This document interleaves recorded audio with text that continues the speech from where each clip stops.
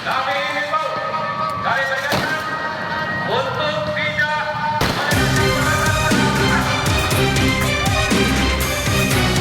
Kericuhan mewarnai aksi penolakan atas eksekusi bangunan dan lahan seluas 4.000 meter persegi di Jalan Andi Pangeran Petarani, Kota Makassar, Sulawesi Selatan.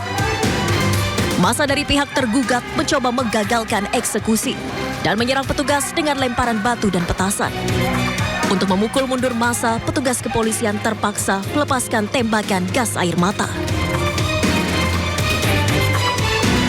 Kasus sengketa bangunan dan lahan seluas 4.000 meter persegi di Jalan Andi Pangeran Petarani ini disebut sudah terjadi sejak tahun 1996.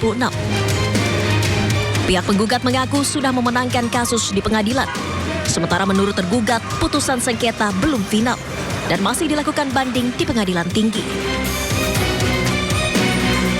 Para pihak, baik penggugat maupun tergugat, itu ada kesepakatan bahwa pihak pemohon eksekusi itu tidak boleh lagi melanjutkan eksekusinya karena pihak termohon merasa putusan kemenangannya itu diduga ada izin palsu dan mereka sudah lapor ke Mabes Polri. Sebanyak 900 personel kepolisian dari Polrestabes Makassar diterjunkan ke lokasi untuk mengamankan aksi penolakan agar situasi kembali kondusif. Berdasarkan permintaan dari pengadilan Kota Makassar terkait mengenai masalah permintaan untuk bantuan pengamanan pelaksanaan eksekusi hari ini, alhamdulillah sementara ini kita bisa saksikan berjalan dengan aman dan lancar. Setelah massa dipukul mundur, proses eksekusi kembali dilanjutkan dengan menggunakan alat berat di lahan seluas 4.000 meter persegi. Dari Makassar, Sulawesi Selatan, Yoel Yusfin, iNews melaporkan. Dalam hitungan ketiga kalau saya perintahkan juga maka saya silakan juga. Saudara saya tahu sekalian.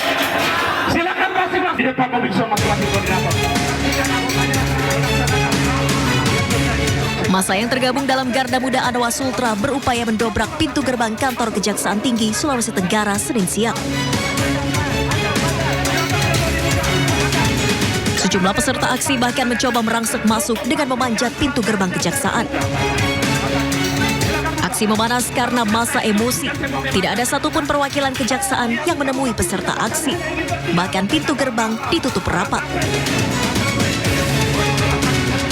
Dalam unjuk rasa ini, massa mendesak Kejati Sultra segera melakukan penetapan tersangka terhadap Komisaris Perusahaan Tambang Nikel PT Lau Agung Mining dalam kasus dugaan tindak pidana pencucian uang dan korupsi tambang nikel di Blok Mandiodo, Kabupaten Konawe Utara, yang merugikan negara hingga 5,7 triliun rupiah. Sejumlah perwakilan aksi akhirnya diizinkan masuk ke dalam kantor Kejati Sultra. Ketegangan pun sempat terjadi saat proses dialog antara perwakilan aksi dan penyidik kejaksaan.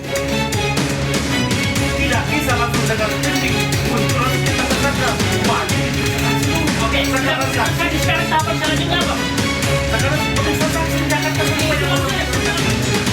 Penyidik kejaksaan pun memastikan proses hukum dugaan tindak pidana pencucian uang dan korupsi tambang nikel terus diusut dan sudah masuk tahap penyidikan. Itu sudah naik ke tahap penyidikan. Sebelumnya sudah tahap persidangan sekarang. Yang itu Windu Aji dengan Glenn yang merupakan rentetannya. Untuk Tandepen sudah dalam penyidikan. Sekarang tim penyidiknya sedang melakukan pemeriksaan di Jakarta.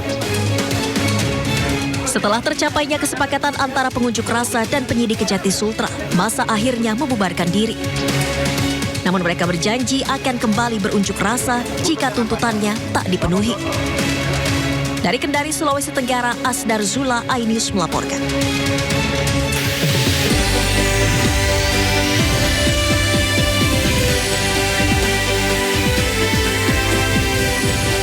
Maklar kasus vonis bebas Ronald Tandur, Zarof Rikar, kembali jalani sidang lanjutan di mana agenda sidang mendengarkan keterangan saksi dari jaksa penuntut umum.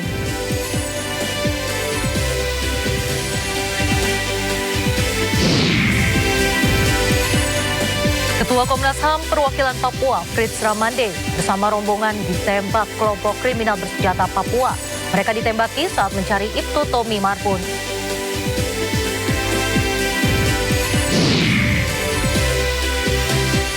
Ledakan dahsyat dan kebakaran terjadi di pelabuhan komersial terbesar Iran, Shahid Rajai. Sedikitnya 40 orang tewas dan 1.200 orang terluka.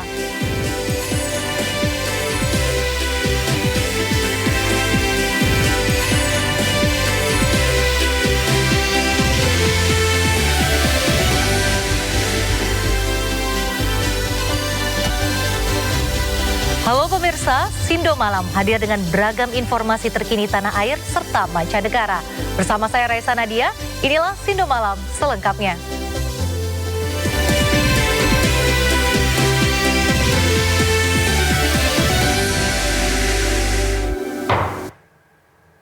Pemirsa, sidang lanjutan tersangka suap vonis bebas Ronald Tanur kembali digelar. Sidang atas terdakwa Zarof Rikar tersebut digelar dengan agenda mendengarkan keterangan saksi.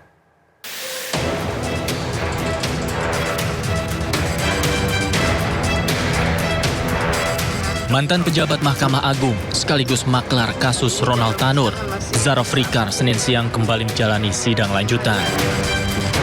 Agenda sidang hari ini adalah mendengarkan keterangan saksi dari jaksa penuntut umum.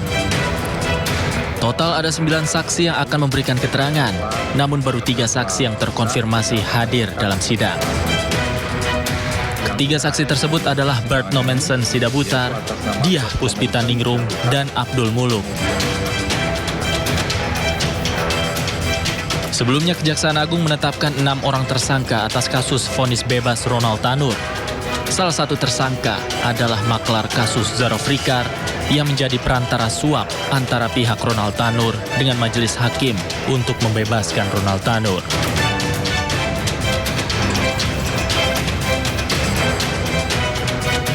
Atas hal itu, Zarof didakwa atas upaya permufakatan jahat karena menjanjikan uang 5 miliar rupiah pada Hakim Kasasi Agung Susilo. Dan atas perannya itu, Zarof Rikar terancam hukuman 20 tahun penjara. Dari Jakarta, Tim Liputan iNews melaporkan. Nama Ronald Tanur kembali mencuat setelah terseret kasus dugaan suap kepada hakim untuk mendapatkan vonis bebas.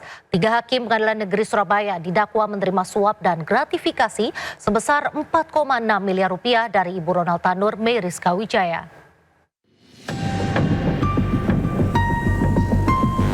Pasca vonis bebas Ronald Tanur, 3 hakim Pengadilan Negeri Surabaya duduk di kursi terdakwa. Mereka adalah Erinto Adamanik yang merupakan hakim ketua, sementara Mangapul dan Heru Hanindyo merupakan anggota majelis. Ketiganya didakwa sebagai penerima suap dan gratifikasi dalam vonis bebas Ronald Tanur dengan nilai 1 miliar rupiah dan 308 ribu dolar Singapura dengan total sekitar 4,67 miliar rupiah. Total ada 6 orang yang ditetapkan sebagai tersangka atas kasus dugaan gratifikasi putusan bebas Ronald Tanur di PN Surabaya. Mereka adalah 3 majelis hakim yang memutus perkara mantan pejabat Mahkamah Agung Zarof Rikar, ibu serta pengacara Ronald Tanur. Dari penangkapan maklar kasus sekaligus mantan pejabat Mahkamah Agung Zarof Rikar, diduga ada pemufakatan jahat untuk menyuap majelis hakim kasasi perkara Ronald sebesar 5 miliar rupiah agar putusannya menguatkan vonis bebas majelis hakim PN Surabaya. Kasus bermula dari jeratan hukum untuk Ronald Tanur atas kematian kekasihnya Dini Sera Afrianti. Ibu Ronald Tanur, Meriska Wijaya, berupaya agar anaknya bebas. Ia pun meminta pengacara bernama Lisa Rahmat mengurus perkara tersebut. Lisa lalu menemui Zarof Rikar untuk mencarikan hakim PN Surabaya yang dapat menjatuhkan vonis bebas. Ronald pun akhirnya divonis bebas pada 24 Juli 2024. Namun di tingkat kasasi, Mahkamah Agung membatalkan putusan bebas tersebut. Ronald Tanur akhirnya divonis 5 tahun penjara. Tim Liputan iNews melaporkan. Pemirsa, Kejaksaan Agung mengalihkan status penahanan Direktur Pemberitaan JAK TV Tian Bahtiar dari tahanan rutan menjadi tahanan kota. Pengalihan penahanan dilakukan dengan pertimbangan kesehatan tersangka yang mengalami riwayat penyakit serius. Kepala Pusat Penerangan Hukum Kejaksaan Agung, Harli Siregar menyebut pengalihan penahanan tersebut telah dilaksanakan sejak 24 April 2025. Harli menjelaskan proses pengalihan penahanan telah melalui konsultasi dengan tim dokter dan dilengkapi dengan surat permohonan resmi dari pihak kuasa hukum tersangka. Selain itu, penyidik juga mensyaratkan jaminan dari istri tersangka untuk mendukung proses hukum. Sebagai bagian dari pengawasan, Tian Bahtiar dilengkapi dengan alat elektronik untuk memantau pergerakannya selama menjalani status tahanan kota.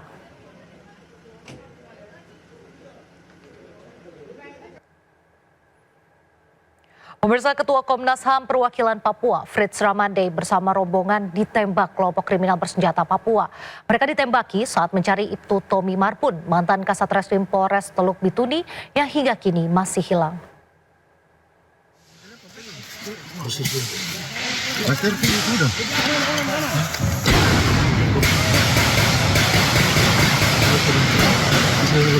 Rombongan yang membawa Ketua Komnas HAM Perwakilan Papua harus berlindung saat ditembaki KKB di Sungai Rawara, Distrik Moskona, Teluk Bintuni. Tolong, dalam nama Yesus. Kontak senjata pun terjadi setelah tim gabungan dari Brimob melakukan tembakan balasan. KKB yang terus terdesak mundur ke dalam hutan. Tolong. Kurang lebih pas jam 7:10 kami ditembak oleh kelompok sipil bersenjata. Kami berlima, syukur bisa selamat melakukan perlindungan diri, 4 kali ditembak dan syukur mendapat perlindungan dari anggota Brimob melakukan tembakan balasan dan kami bisa selamat di sini. Seluruh rombongan berhasil diselamatkan ke Distrik Moskona, Teluk Bintuni. Perwakilan Komnas HAM berada di lokasi untuk ikut mencari Ibtu Tommy Marbun, mantan Kasat Reskrim Polres Teluk Bintuni yang hilang sejak 18 Desember 2024 lalu. Dari Bintuni, Papua Barat, Chandri Suripati, iNews melaporkan. Sebelumnya, Ibtu Tommy Marbun dilaporkan hilang diduga usai kontak tembak dengan kelompok kriminal bersenjata Papua pada Desember lalu. Hingga kini keberadaannya belum diketahui. Operasi besar-besaran pun digelar oleh tim gabungan TNI Polri. Presiden yang terhormat Bapak Prabowo, Bapak Kapolri, Bapak Kapolda untuk memberikan perhatian lebih kepada tim yang melakukan evakuasi atau tim yang melakukan penyisiran. Saya mohon kepada Bapak Kapolda, terlebih khususnya Bapak Kapolda Papua Barat, untuk memberikan perhatian yang lebih. Saya mohon sekali Bapak, kita hanya ingin kita dapat kabar yang sepasti-pastinya bagaimana keadaan abang kita sekarang. Operasi pencarian personel Polri, Ibtu Tommy Samuel Marbun yang hilang di Papua terus digelar. Dalam operasi AB Moskona 2025, seorang personel Satgas harus dievakuasi setelah tersengat lebah. Meski sempat kritis, namun kondisinya terus membaik. Tadi baru saja kita evakuasi darurat personil Satgasar dari Korbrimob Polri yang tergabung dalam operasi Alfa Bravo Moskona 2025. Untuk Satgasar ini sudah mendahului ya dari 4 hari yang lalu sudah berada di hutan. Operasi AB Moskona memasuki tahap ketiga. 510 personel gabungan dikerahkan untuk mencari mantan Kasat Reskrim Polres Teluk Bintuni, Ibtu Tommy Samuel Marbun. Upaya pencarian sebelumnya sempat dilakukan pada 18 sampai 31 Desember 2024 dan tahap kedua pada 27 Januari hingga 2 Februari 2025. Hingga kini, keluarga masih menunggu kejelasan nasib Ibtu Tommy Samuel Marbun yang masih belum diketahui keberadaannya.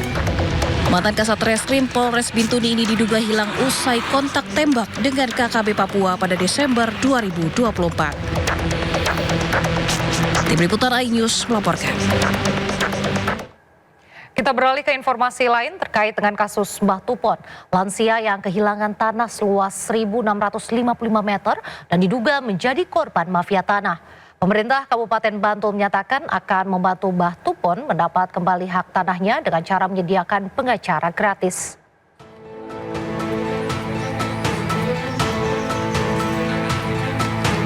Pemerintah Kabupaten Bantul akan memfasilitasi Mbah Tupon, korban mafia tanah untuk kembali mendapatkan haknya. Kepala Bagian Hukum Pemkab Bantul Suparman mengatakan kasus mafia tanah yang dialami Mbah Tupon menjadi perhatian pihaknya.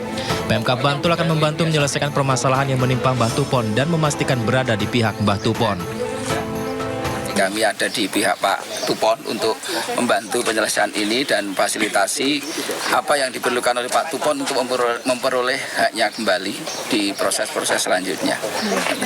Pak, apakah bisa dikatakan Bupati Bantul dan Pemkab siap mendukung Pak Tupon? Siap. Jadi kami akan sediakan fasilitasi untuk proses.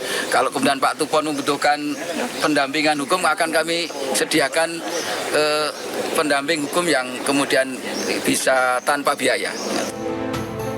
Sementara itu tidak hanya pemerintah kabupaten, Kepala Kantor Badan Pertanahan Nasional BPN Bantul Tri Harnanto juga mengatakan permasalahan Mbah Tupon menjadi perhatian khusus dan disiapkan langkah pengumpulan dokumen-dokumen untuk membantu pembuktian kasus Mbah Tupon. Jadi permasalahan kasus Pak Tupon ini Kementerian juga intensif memperhatikan permasalahan ini, dan kami Kantor Pertanahan Bantul terutama kami juga sudah mengantisipasi hal-hal terkait dengan permasalahan Pak Tupon ini. Langkah awal kami sudah mengumpulkan dokumen-dokumen yang ada di Kantor Pertanahan dan kita pelajari. Pada prinsipnya kalau dari aspek pendaftaran tanahnya ya sudah benar, tapi dari aspek-aspek yang lain memang perlu dilakukan uji. Istilahnya ada pihak lain nanti yang akan menguji apakah keabsahan dari akta jual belinya, dan itu ya memang karena sudah dilaporkan di Polda, ya memang nanti pihak Polda akan koordinasi dengan Kantor Pertanahan. Sebelumnya kasus Mbah Tupon yang sudah viral ini disoroti pemerintah Kelurahan Bangun Jiwo Kepanewon Kasihan, Kabupaten Bantul bersama jajaran terkait, termasuk ATR BPN Bantul yang berkomitmen akan menuntaskan permasalahan tanah milik Mbah Tupon. Dari Bantul, Yogyakarta, Trisna Purwoko, iNews melaporkan. Keluarga Mbah Tupon mencari keadilan setelah sertifikat tanah yang akan diwariskan ternyata telah berubah nama. Mbah Tupon diduga menjadi korban mafia tanah dan terancam kehilangan tanahnya seluas 1.655 meter. Ya, yang seluas 1.655.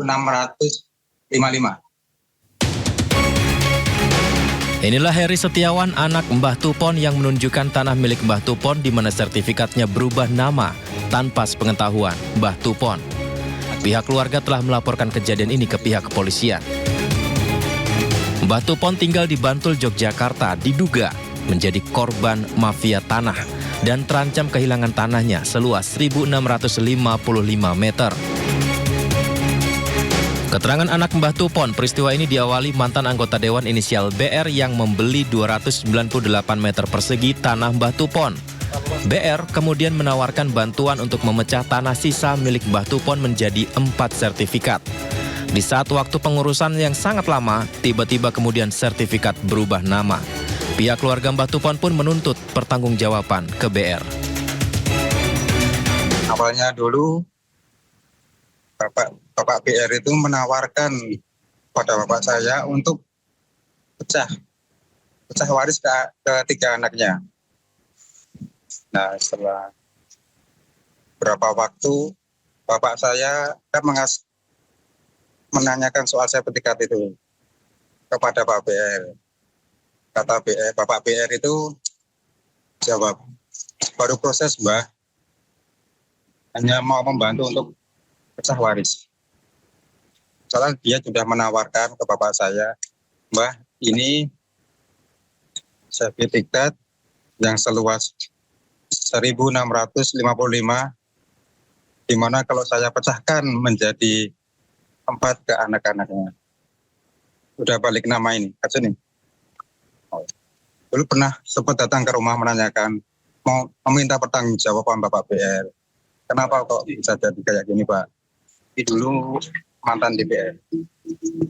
Ya, saya dan keluarga berjuang untuk mempertahankan hak miliknya bapak saya. Sudah dilaporkan ke Polda DIY. Kenyataan pahit lainnya, sertifikat yang sudah berubah nama tersebut ternyata diagunkan ke bank dengan nilai pinjaman 1,5 miliar rupiah. Kasus ini pun sudah sampai ke pihak kepolisian dan Kementerian ATR BPN. Dari Bantul, Yogyakarta, Trisna Purwoko, iNews melaporkan. Sebelumnya, Mbah Tupon yang tinggal di Bantul, Yogyakarta diduga menjadi korban mafia tanah dan terancam kehilangan tanahnya seluas 1.655 meter. Bahkan Mbah Tupon baru mengetahui bahwa sertifikat tanahnya berubah kepemilikan saat ia hendak mewariskan tanahnya kepada anak-anaknya.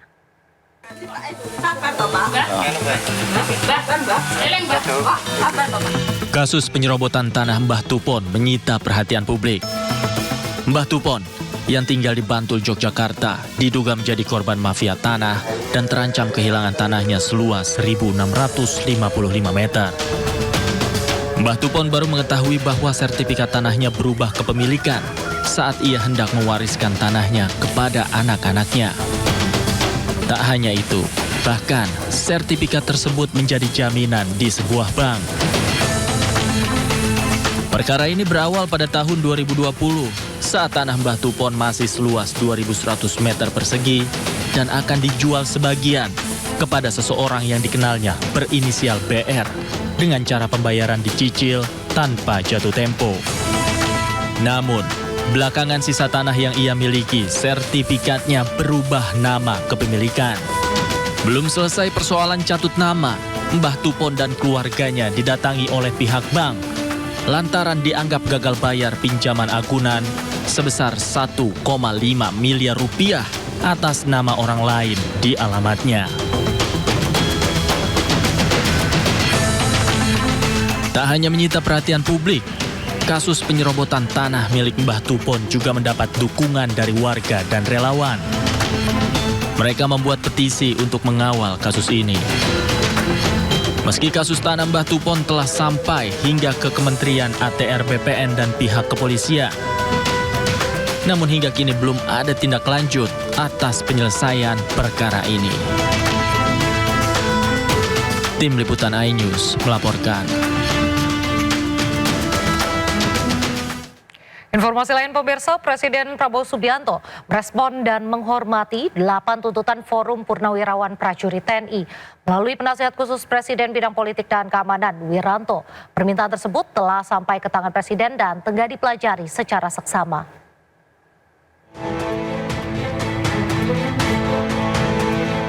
Respon ini disampaikan oleh penasihat khusus Presiden bidang politik dan keamanan Jenderal Purnawirawan Wiranto di Istana Negara Kamis sore. Forum Purnawirawan Prajurit TNI yang dipimpin para Jenderal Purnawirawan TNI ini menyampaikan pernyataan sikap berupa 8 tuntutan mulai dari kembali ke Undang-Undang Dasar 45 sebagai tata hukum politik pemerintahan. Kedua, mendukung Asta Cita atau program kerja Kabinet Merah Putih, kemudian mereshuffle Kabinet Merah Putih yang diduga terlibat korupsi, hingga mengevaluasi Wakil Presiden Gibran Rakabuming Raka. Memang saran itu disampaikan oleh forum para purnawirawan TNI, ya, para jenderal, para kolonel, ya, ditandatangani, disampaikan secara terbuka, betul kan? Terbuka, secara meluas, ya. Nah, di sini tentunya Presiden memang menghormati dan memahami, ya, pikiran-pikiran itu, karena kita tahu beliau dan para purnawirawan satu alma mater, ya, satu perjuangan, satu pengabdian, dan tentu punya sikap moral yang sama, ya, dengan jiwa sabta marga, ya, dan sebuah prajurit itu, ya. Oleh karena itu beliau memahami itu, ya. Namun tentunya Presiden sebagai kepala negara, kepala pemerintahan, Panglima tertinggi TNI tidak bisa serta-merta menjawab itu. Ya. Spontan menjawab tidak bisa, karena apa? Beberapa alasan, ya. Yang pertama, kan beliau perlu mempelajari dulu, ya, isi dari statement itu, isi dari usulan-usulan itu. Dipelajari satu persatu, karena itu masalah-masalah yang tidak ringan, ya, masalah yang sangat fundamental, ya. Pernyataan sikap 8 tuntutan Forum Purnawirawan Prajurit TNI ditandatangani oleh para mantan petinggi TNI mulai dari Jenderal Purnawirawan Fahrul Razi, Jenderal Purnawirawan Tiasno Sudarto, Laksamana TNI Purnawirawan Slamet Subianto, Marsekal TNI Purnawirawan Hanafi Asnan dan mantan Wakil Presiden ke-6 RI Jenderal TNI Purnawirawan Trisutrisno. Tim Liputan Ainis melaporkan. Wakil Ketua MPR RI Edi Suparno merespon desakan Purnawirawan TNI yang meminta Gibran Rakabuming Raka mundur dari jabatannya sebagai Wakil Presiden. Menurut Edi, pelantikan Gibran menjadi Wakil Presiden sudah sesuai dengan kaidah hukum. Mengenai aspirasi yang meminta Gibran dilengsarkan dari jabatannya, Edi menyerahkan sepenuhnya kepada para ahli hukum tata negara untuk ditelaah lebih lanjut. Kita berpegang pada konstitusi saja, ya, hasil pemilu sudah disahkan oleh KPU dan kita sudah sepakati semua dan sudah dilantik Presiden Wapres. Gitu. Tapi sejauh ini MPR menerima laporan seperti itu kah secara resmi gitu atau belum? Sampai saat ini masih belum. Dan kalaupun ada pasti kan nanti akan dibahas di rapat pimpinan MPR ya. Gitu. Mas, tapi kan salah satu yang menjadi dasarnya juga karena pelanggaran kode etik yang dilakukan di MK ini bisa menjadi dasar untuk pencopotan Wapres juga nggak sih Mas? Itu kan sudah berjalan ya, dalam artian bahwa kalaupun sampai ada kode etik yang dilanggar dan kalau pada saat itu ada keberatan mestinya dilakukan pada saat itu gitu ya. Sementara ini kan kita sudah melantik dan sudah berjalan hampir 6 bulan ya pemerintahan. Ya. Itu saya kira itu perlu telaahan dari pakar hukum, tetapi kembali lagi MPR berpegang pada konstitusi ya, dan apa yang sudah kita capai saat ini itu merupakan pegangan kita berdasarkan landasan konstitusi. Polemik 8 tuntutan Forum Purnawirawan Prajurit TNI. Salah satunya terkait usulan mengganti Wakil Presiden Gibran Rakabuming Raka mengundang reaksi beberapa petinggi partai politik dari Koalisi Indonesia Maju. Dan berikut pernyataan mereka. Saudara sekalian, kita Partai Hanura mendukung Presiden konstitusional